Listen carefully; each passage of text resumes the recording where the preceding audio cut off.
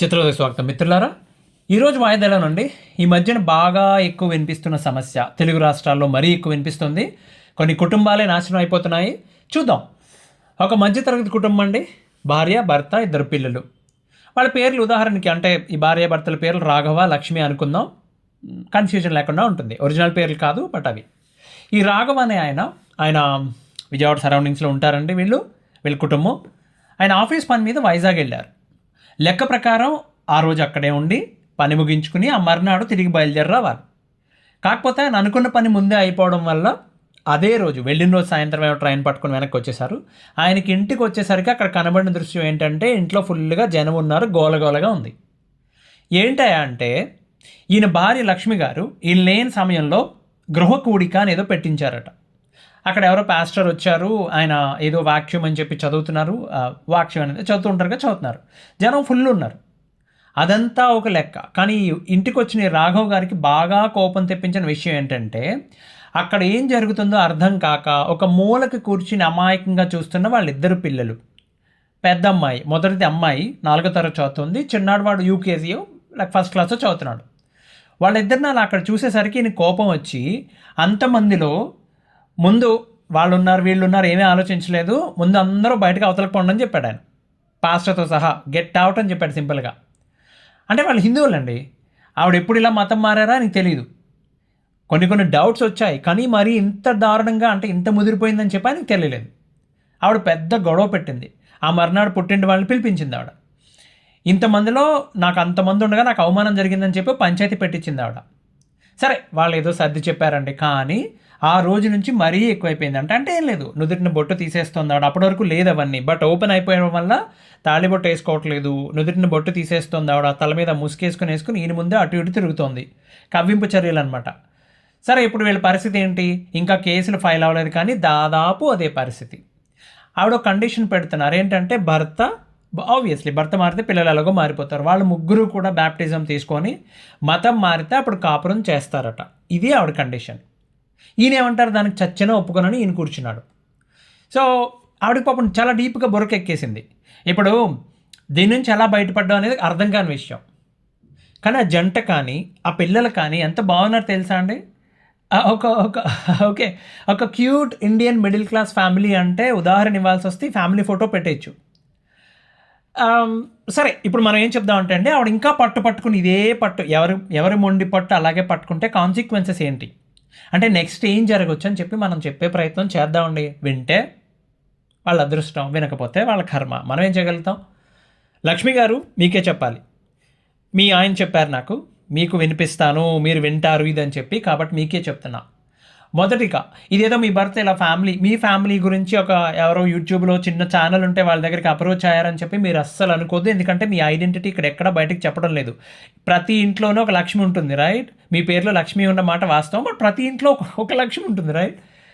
So మీ కోపాన్ని, అకారణ ద్వేషాన్ని పక్కన పెట్టి కొంతసేపు చెప్పేది వినండి. నిర్ణయం మీ ఇష్టం, మీకు ఏది కరెక్ట్ అనిపిస్తే అది తీసుకోండి. పలానా మతం గొప్పది, పలానా తక్కువ, ఇలాంటి వాదనలు అవసరం లేదండి. ఇప్పుడు నేను దాని గురించి మాట్లాడబోవట్లేదు, ఎందుకంటే అవన్నీ వదిలేద్దాం. ఎవరి పద్ధతులు వాళ్ళవి, ఎవరి ఆచార వ్యవహారాలు వాళ్ళవి. కానీ మీ మీద ఒక కుటుంబం ఆధారపడి ఉంది. అంటే ఇలాంటి నిర్ణయాలు మీ ఒక్కరూ తీసుకోకూడదు. మీకు హక్కు అర్హత రెండూ లేవు. బికాజ్ మీరు ఇద్దరు పిల్లలకి అన్నారు, రైట్? మీ మీద ఒక భర్త, నలుగురు, ఒక బ్యూటిఫుల్ ఫ్యామిలీ. మీరు తీసుకుని ఒక నిర్ణయం ముగ్గురిని ఇంపాక్ట్ చేస్తున్నప్పుడు మీరు ఒక్కరూ ఆ నిర్ణయం తీసుకోకూడదు. అందరూ ఒప్పుకుంటే సమస్య లేదు, కానీ ఇక్కడ వాళ్ళు ఒప్పుకోవట్లేదు, కాబట్టి మీరే ఆలోచించాలి. ఒక సింపుల్ ఉదాహరణ చెప్తా అండి. మీ పేరులో లక్ష్మి అని ఉంది కదా, పూర్తి పేరు, చాలా బ్యూటిఫుల్ నేమ్ అది. యాక్చువల్లీ పూర్తి పేరు లక్ష్మి అని ఉంది కదా, దాని అర్థం ఏంటండి? అంటే లక్ష్మికి పర్యాయ పదాలు ఏంటండి?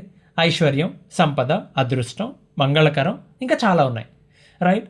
మరి మీరు చర్చిలోకి వెళ్ళినప్పుడు అక్కడ పాస్టర్ గారు మీకు పేరు పెట్టారు. ఏం పేరు పెట్టారు? పూర్తి పేరు చెప్పను, కానీ చివరి రెండో పదం ఏంటది? మారా అని పెట్టారు, అవునా? మేరీ కాదు, నేను మళ్ళీ కనుక్కున్నా, మేరీనా అంటే కాదు, మారా అని చెప్పారు. మారా అంటే అర్థం ఏంటండి? దాని పర్యాయ పదాలు ఏంటి? ఎప్పుడన్నా ఆలోచించారు మీరు? కనీసం చదువుకున్నారు కదా, ఇంటర్నెట్లో సెర్చ్ చేశారా పోనీ మీరు ఎప్పుడన్నా? బైబిల్ ప్రకారం మాట్లాడుకుందామండి. రూతు గ్రంథంలో నేను చదివాను, నాకు తెలుసు అండి, నేను బైబిల్ మొత్తం చదివాను, ఓకే? రూతు గ్రంథంలో ఉంటుంది ఈ పేరు, అవునా? దాని అర్థం ఏంటి? దుఃఖం, విచారం, చేదు, శోకం, ఇంకా చాలా ఉన్నాయి. ఇది బైబిల్ ప్రకారం.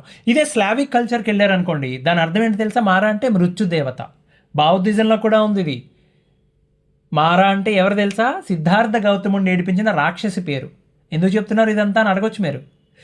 మేడం, మీ జీవితం ఎటు నుండి ఎటు ప్రయాణిస్తుందో చాలా క్లియర్గా చెప్పేస్తుంది ఈ ఒక్క విషయమే. లక్ష్మి నుండి మారాకి, రైట్? ఆలోచించుకోండి. పాజిటివ్ నుంచి నెగిటివ్కి ఎందుకని ప్రయాణం చేస్తున్నారు? ఎందుకు అట్రాక్ట్ అవుతున్నారు? నేను చెప్పేది ఆ మొత్తం ఏదో తప్పు, పాస్టర్ తప్పు, ఇవన్నీ వదిలేద్దాం మనం. కానీ అనేది ఈ జరుగుతున్న ప్రాసెస్ చాలా తప్పు. ఒక నలుగురు ఉన్న కుటుంబంలో ఓ వ్యక్తిని ఐసోలేట్ చేసి ఆ వ్యక్తిని నేను పలానా ఇదే కరెక్ట్ అని చెప్పి నీది తప్పు, మీరు ఎందుకంటే విసిరి కొట్టారు? ఇంట్లో ఉన్న విగ్రహాన్ని మొన్నటిదాకా పూజించారా? ఎంత మీ వయసు? 26 ఏళ్ళ? ఇప్పుడు దాకా మీరు అంత చక్కగా పూజించి ఇప్పుడు విసిరి కొడతారా వాటిని? మరి ఆయన బాధపడ్డా? ఆయన ఓర్చుకున్నాడా? మీరు ఇంటికి తీసుకొచ్చిన పుస్తకాన్ని కానీ ఫోటోని కానీ ఆయన ఎప్పుడన్నా ఏమన్నా అన్నాడా? అనలేదు కదా. మీరు ఎందుకు అలాంటి పని చేశారు? మనసు ఎంత చివుక్కుమంటుంది. అది కూడా తట్టుకున్నారు కదా మీ భర్త. మనం ఇంటి దగ్గర పంచాయతీ జరిగింది, అవునా? అందులో మీకు సపోర్ట్గా ఒక్కరన్నా మాట్లాడ్డారా?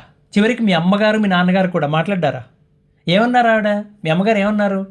నువ్వు మీ ఆయన్ని పిల్లల్ని కాదని ఇల్లు కనుక వదిలేసి వచ్చేదలుచుకుంటే పుట్టింటికి రావద్దని చెప్పారు.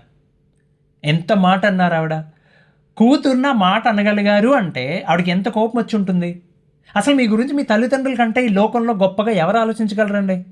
మీ ప్రొటెక్షన్, మీ సెక్యూరిటీ, మీ హ్యాపీనెస్ వాళ్ళు తప్ప ఎవరు కోరుకుంటారు చెప్పండి? మీ కోపం ఏంటి? అక్కడ పాస్టర్ గారు ఉన్నారు, మీ సంఘ సభ్యులు ఉన్నారు, వాళ్ళందరినీ మీ భర్త బయటకు పొమ్మన్నారు అనే కదా మీ బాధ. మీ భర్త స్థానంలో వేరే ఎవరన్నా ఉండుంటే అండి, వాళ్ళని బయటకు పొమ్మంటాం కాదు, మిమ్మల్ని మీ పిల్లల్ని బయటకు తీసుకొచ్చేసి మిగిలిన వాళ్ళందరినీ ఇంట్లో వదిలేసి 4 తాజుపాములు తీసుకొచ్చి వదిలేసేవాడు, లేకపోతే నిప్పెట్టేసేవాడు కిరోసిన్ పోసి దానిపైన. ఇంట్లో భర్త లేని సమయంలో గృహ కూడికలు, మోకాళ్ళ ప్రార్థనలు ఏంటండి ఇవి? బుద్ధి ఉండక్కర్లా? మోసం చేయటం, అబద్ధం ఆడడం నేర్పిస్తున్నట్టు అనిపించట్లా మీకు? డౌట్ రాలా ఎక్కడ మీకు? సి అక్కడ వాళ్ళు వేస్తున్న కేకలు అన్నీ మీ భర్త వీడియో తీశారండి, అది పంపించారు. అందులో మీ పాస్టర్ గారు మొహం నేను చూశానమ్మా. ఓకే, ఆయన మాట్లాడుతున్న విధానం చూసిన వెంటనే నేను వెళ్ళి నిమ్మకాయ ఒకటి కట్ చేసి కొంచెం సాల్ట్ వేసి చల్లని నీళ్ళలో కలుపుకుని తాగితే తప్ప వికారం తగ్గలేదు. ఆ మాట అంటున్నందుకు మన్నించాలి. కానీ వాడు పచ్చి పోరంబోకు. వాడి ఒరిజినల్ పేరేంటో తెలుసా మీకు? అసలు వాడి ఒరిజినల్ పేరేంటో? వాడి గురించి వెతికితే ఆ దిక్కుమాలిన వాడు నడుపుతున్న సంఘం ఏదో ఉంది, దానికి ఒక ఫేస్బుక్ పేజ్ ఉంది. దాన్ని పట్టుకుని వాడి పేరు ఏంటని వెతుక్కుంటూ వెళ్తే సోషల్ మీడియాలో వాడికి 2 ప్రొఫైల్స్ ఉన్నాయి ఆ పేజ్ కాకుండా. ఒకటేమో ఇలా దైవజనుడు అని చెప్పి నాటకాలు ఆడుతున్నాడు, ఇంకో దాంట్లో వాడు పెట్టిన ఫొటోసు ఆ ప్రొఫైల్ లింక్ కూడా పంపించాను, మీ భర్తకి పంపించాను, అడిగి చూడండి ఒకసారి, వాడి ఒరిజినాలిటీ ఏంటో తెలుస్తుంది. సరిగ్గా వెతికితే వాడి మీద 4-5 కేసులు కూడా దొరుకుతాయి, ఖచ్చితంగా ఏదో పోలీస్ స్టేషన్లో దొరుకుతుంది, రైట్? మీరు వెళ్ళి అడిగారు అనుకోండి, అదంతా నేను అన్యజనుగా ఉన్నప్పుడు చేసి తిని బిడ్డ అంటాడు. ఇప్పుడు ఏం లేదు, మొన్నే ఏదో హైబ్రిడ్ చిలకడతో మొహం వేసుకున్నాడు, మొన్నే లాస్ట్ మంత్లోనే కొన్ని ఫొటోస్ పెట్టాడు. ఆ ఫొటోస్ చూడండి, ఎవరికి తెలియదని అనుకుంటున్నాడు వాడు, పాపం వేరే పేరుతో పెట్టానని అనుకుంటున్నాడు. ఒరిజినల్ పాస్టర్ పేరుతో కాదు, వేరే పేరుతో ఉంది, కానీ మొహం అదే కదా, ఈజీగా తెలిసిపోతుందండి. వాడి సంగతి వదిలేద్దామండి. మీ అమ్మాయి క్లాస్లో ఏదో ప్రోగ్రామ్ ఉందని చెప్పి డ్యాన్స్ ప్రాక్టీస్ చేస్తుంటే అమ్మాయిని ఎందుకు కొట్టారు మీరు? ఐగిరి నందిని పాటకి ప్రాక్టీస్ చేస్తుంది, అవునా? మీకు నచ్చలేదు, అరే నాకు ఇష్టం లేదు, ఎలా చెప్పాలి? 4వ తరగతి చదువుతున్న పిల్ల, ఆ పిల్ల ఏమనుకుంటుంది? మా అమ్మ ఎందుకు కొట్టిందని ఆవిడ, ఆ పిల్ల మనసులో ఎలాంటి ముద్ర పడుతుంది మీ పట్ల? అసలు చిన్నపిల్లలకి అలా చేస్తే వాళ్ళు 50 ఏళ్ళు వచ్చినా 60 ఏళ్ళు వచ్చినా అది పోదు. మీకు అర్థమవుతుందా? మీకు తెలియట్లేదా? పిల్లలు కూడా అంటే మీరేం చిత్త కొట్టేశారని చెప్పట్లా, కానీ చేసుకోవడం తప్పు కదా. మీరు ఒకటి గమనించారమ్మా లక్ష్మి గారు, ఓ విషయం గమనించారా? మీ భర్తను దూరం చేసుకుంటున్నారు, మీ తల్లిదండ్రులను తిట్టారు, మీ పిల్లల మీద చేసుకుంటున్నారు, మిమ్మల్ని మీరే ఐసోలేట్ చేసేసుకుంటున్నారు. అంటే మీరు వేరు నేను వేరు అని చెప్పి మిమ్మల్ని మీరు విడదీసి మాట్లాడుకుంటున్నారు మీ కుటుంబం నుంచి. వాళ్ళ ప్లాన్ అదే. మీ బంధాలు ఒక్కొక్కటి తెగ్గొట్టుకుంటూ పోతారు. ఒక విషయం చెప్తా అండి, మీ మీద మీ భర్త ఈ విషయంలో తప్ప ఒక్క నెగిటివ్ విషయం కూడా చెప్పలేదండి. మీరు ఇంటిని చక్కబెట్టడంలో కానీ, నిజానికి మనీ మేనేజ్మెంట్లో కూడా మీరు చాలా బాగా హ్యాండిల్ చేస్తారని. అంతెందుకు, మీరు తన జీవితంలోకి వచ్చాక 6 సంవత్సరాలు ప్రతి క్షణం తను ఎంత ఆనందంగా గడిపారో చెప్పుకొని వచ్చారు. చివరికి వాళ్ళ అమ్మ తరపు, అంటే మీ అత్తగారి తరపు, లక్ష్మి గారు, మీ అత్తగారి తరపు ఎవరిదైనా పుట్టినరోజు అయినా సరే అది గుర్తు పెట్టుకొని ఒక డైరీలో రాసుకొని మీరే ఫోన్ చేసి విష్ చేస్తారు, మీ భర్త చేత విష్ చేపిస్తారు. ఈ విషయం కూడా చెప్పుకొచ్చారు. మీరంటే అంత ఇష్టం కాబట్టే మిమ్మల్ని వదులుకోలేక ఇంత బాధపడుతున్నాడు ఆయన. అసలు ఏ దేవుడు చెప్తాడండి అమ్మా నాన్నను వదిలేసుకోమని చెప్పి? మీకోసం రక్తం కార్చాడు. రోజు పొద్దున్న లేస్తే రక్తం నీ అమ్మ జీవితం. మీకోసం రక్తం కార్చాడు. ఎవరు కార్చాడండి? మీ అమ్మగారు కార్చారు. చచ్చి చెడి కన్నారు మిమ్మల్ని. మీరే కాదు, ప్రతి ఆడపిల్ల పిల్లల్ని కన్నప్పుడు రక్తం కారుస్తారు. మిమ్మల్ని చేయి పట్టుకొని ఒక్కో మెట్టు ఎక్కించి చచ్చి చెడి మీకు చదివించి పెళ్లి చేసి మీ జీవితం బాగుండాలని చెప్పి ఎన్ని త్యాగాలు చేసి ఉంటారు మీ నాన్నగారు. రైట్? మీ ఇది కూడా చెప్పారు, మీ జీవితంలో ఏదో మిరాకిల్ జరగబోతుందని చెప్పాడంట కదా పాస్టర్ గారు, ఆ చిలకడదం మొహంగాడు. మీకు ఇంత చక్కని తల్లిదండ్రులు ఉన్నారు, ప్రేమగా చూసుకునే భర్త ఉన్నాడు, అవునా? 2 బ్రహ్మాండమైన పిల్లలు ఉన్నారు మీకు. మీకంటూ సొంత ఇల్లు ఉంది, మీరు చదువుకున్నారు. చాలామందికి మీ జీవితమే ఒక కళ. మీరు ఇప్పుడు జీవిస్తున్న జీవితం చాలామందికి డ్రీమ్ అండి. మీ జీవితంలో ఆల్రెడీ మిరాకిల్ జరిగిపోయింది, రైట్ నౌ జరుగుతూనే ఉంది. అది మీరు గుర్తించడం లేదు.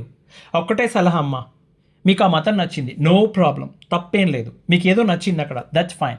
బైబిల్ కొనుక్కో, ఇంట్లో ఉండు, చదువుకో, ప్రార్థన చేసుకో. నువ్వు చక్కగా చదువుకున్నావు కదా, బ్రహ్మాండంగా చదువుకున్నావు కదా. మీ ఆయన ఏం చదివారో అదే చదివా నువ్వు కూడా.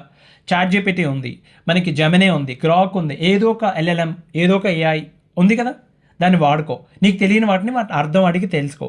బైబిల్ మొత్తం చదువుకో. ఎక్కడన్నా నీకు ఏదైనా అర్థం కాలేదు, ఇదేంటి ఎలా రాశారని డౌట్ వచ్చింది, ఇంగ్లీష్ వర్షన్ అడుగు, చెప్తుంది. ఒరిజినల్ వర్షన్ హిబ్రూ వెర్షన్ అడుగు, అది కూడా చెప్తుంది. అది ఓకే, నీకే బోధపడుతుంది నువ్వేం ఎత్తుకుంటూ వెళ్తున్నావో.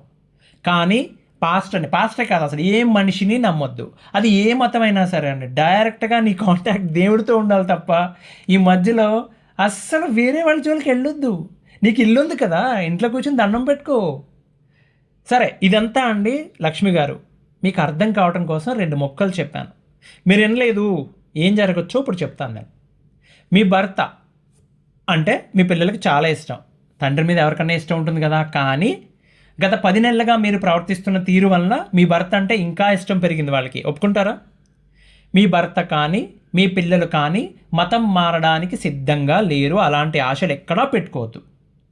మీ ఆయన దగ్గర direct, indirect, audio, video, digital, chatting, email, ఇన్ని రకాల ఎవిడెన్స్ ఉన్నాయి. మొన్న మీ మధ్యన జరిగిన పంచాయతీ మొత్తం వీడియో తీయించారు ఆయన. మీకు చెప్పే కదా చేసింది అది కూడా.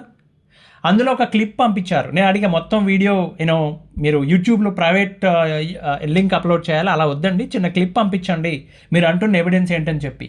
మీరు ఆ పంచాయతీలో మీరు చాలా క్లియర్గా వాళ్ళు 3 మతం మారి బ్యాప్టిజం తీసుకుంటేనే కాపరు అని చెప్పి తెగేసి చెప్పారు. మీ అమ్మగారు మీ చెంప పగలగొట్టలేదు కానీ అంత పని చేశారు. మీ భర్త దగ్గర చాలా ఎవిడెన్స్ ఉందమ్మా. హిందూ వివాహ చట్ట ప్రకారం మీ పెళ్లి జరిగింది కాబట్టి ఇప్పుడు మీరు చెప్పా పెట్టకుండా మతం మారారు, పైగా వీళ్ళని కూడా మారమని ఫోర్స్ చేస్తున్నారు. కాబట్టి 2 కారణాలు చూపిస్తే, ఆ ఎవిడెన్స్ చూపిస్తే మీ భర్తకు విడాకులు వచ్చేస్తాయి. అలాగే మీకు పైసా మెయింటెనెన్స్ ఇవ్వాల్సిన అవసరం లేదు, పిల్లలిద్దరినీ మీ భర్తకే హ్యాండ్ ఓవర్ చేస్తారు. బికాజ్ మీ దగ్గర ఆర్థిక స్వాతంత్రం, మీ దగ్గర ఫైనాన్షియల్గా అంత సీన్ లేదు మీకు.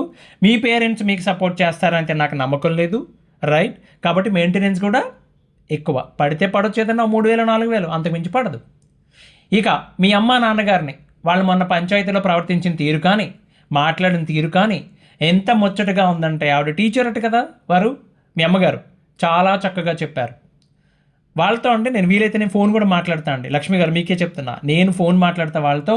అంటే నేను ఏదో చేసేస్తాను కాదు, మీ ఫ్యామిలీ చక్కబడ్డాక వాళ్ళిద్దరికీ మీ ఊరు వచ్చే సన్మానం నాకు అనిపించింది, అంత బాగా అనిపించింది. ఎందుకంటే అది భార్య సైడ్ అయినా భర్త సైడ్ అయినా తల్లిదండ్రులు ఎవరు తప్పు చేస్తే వాళ్ళని 4 అక్షింతలు వేసి ఇది తప్పు అని చెప్పగలిగితే వాళ్ళ పిల్లలైనా సరే కుటుంబాలు బాగుపడిపోతాయండి. పెద్ద మనుషులతో కోట్లతో అసలు పనే లేదు. ఫైనల్గా మీకు చెప్పేది ఒకటే అండి, మీది చాలా బ్యూటిఫుల్ ఫ్యామిలీ, అది మీ అదృష్టం. మీ చేతులతో మీరే దాన్ని నాశనం చేసుకోవద్దు. రేపొద్దున మీరు ఎంత ఏడ్చినా బాధపడినా ఇలా ఎందుకు చేశానని చెప్పి తల గోడకేసి కొట్టుకున్నా ఇవాళ కోల్పోయింది తిరిగి దొరకపోవచ్చు. ఇక రాఘవ్ గారు మీకండి, ఆవిడ మైండ్ని వాళ్ళు పాపం దారుణంగా బ్రెయిన్ వాష్ చేశారండి. మీరు మాట అన్నారే 2 కూతుళ్ళు మీకు అని చెప్పి, చాలా బాగుంది వినడానికి. మీ భార్యని ఆవిడ మీ పెద్దమ్మాయి అనుకోండి, బుజ్జగించి చెప్పండి. కోపంగా లేకపోతే భయపెట్టో ఆవిడ మనసు మార్చడం అసాధ్యం అండి. అందంగా చెప్పండి, ప్రేమగా చెప్పండి, మీ దారిలోకి తెచ్చుకోండి. కౌన్సిలింగ్ తీసుకెళ్తారో లేకపోతే మీరు ఒక నెల పాటు మీ భార్య పిల్లల్ని తీసుకొని మీ అత్తగారింటికి వెళ్ళి అక్కడే ఉంటారు, ఏం చేస్తారో మీ ఇష్టం. కానీ ఆ అమ్మాయిని జాగ్రత్తగా మీ దారిలోకి తెచ్చుకోండి. ఓకే, ఆవిడకి కూడా మీరంటే చాలా ఇష్టం అండి, తెలిసిపోతుందిగా, మాటలు చూస్తే అర్థమవుతుందిగా. తర్వాత మీరు చేయాల్సిన ముఖ్యమైన పని, ముందు ఆ ప్రాంతం వదిలేయండి. అదేంటి ఎవరికో భయపడి నేను ఎందుకు వదిలేయాలంటే తప్పు లేదండి. భయం కాదండి, అది జాగ్రత్త పడటం.